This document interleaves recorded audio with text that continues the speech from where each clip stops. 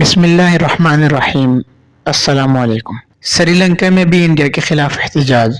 ये एहतजाज श्रीलंकन माहीगीरों ने इंडिया के खिलाफ किया। माहीगीरों का कहना था इंडिया के मछेरे श्रीलंका के हदूद में दाखिल हो जाते हैं, यहाँ तक कि वो हमारे कोस्ट के करीब आ जाते हैं।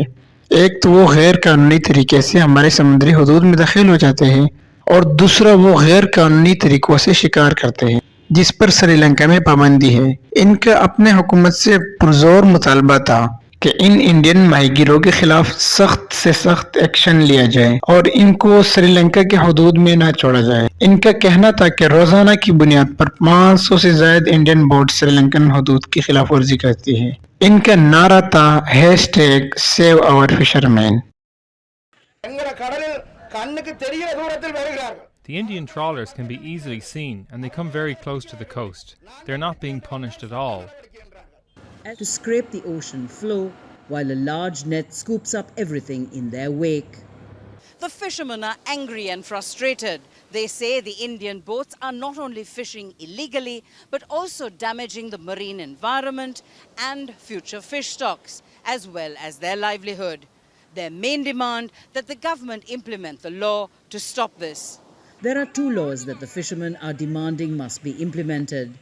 One that bans bottom trawling and another that regulates foreign vessels whose crews must obtain a license to fish in Sri Lankan waters.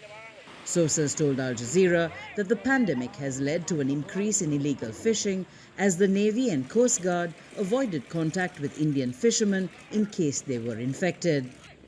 They say up to 500 boats sometimes enter Sri Lankan waters in a day. India maintains that the fishermen issue must be resolved under existing bilateral mechanisms in a humanitarian manner. A Tamil member of parliament who helped introduce the legislation joined the protest. Presently, our fishermen are at their wits' end. They are unable to go out to the sea. They are unable to cast their net. When they cast their net in the morning, it's all destroyed. It's cut away by these trawlers that put the bottom trawling equipment down to the seabed. And this protest is to draw attention of the world to this, that the law is not being enforced. Researchers say with Indians seemingly getting away with bottom trawling, the number of local boats taking up the method has increased. Community leaders say the only way to resolve the problem is for Sri Lankan authorities to enforce the laws. And if they don't, the livelihood of thousands of local families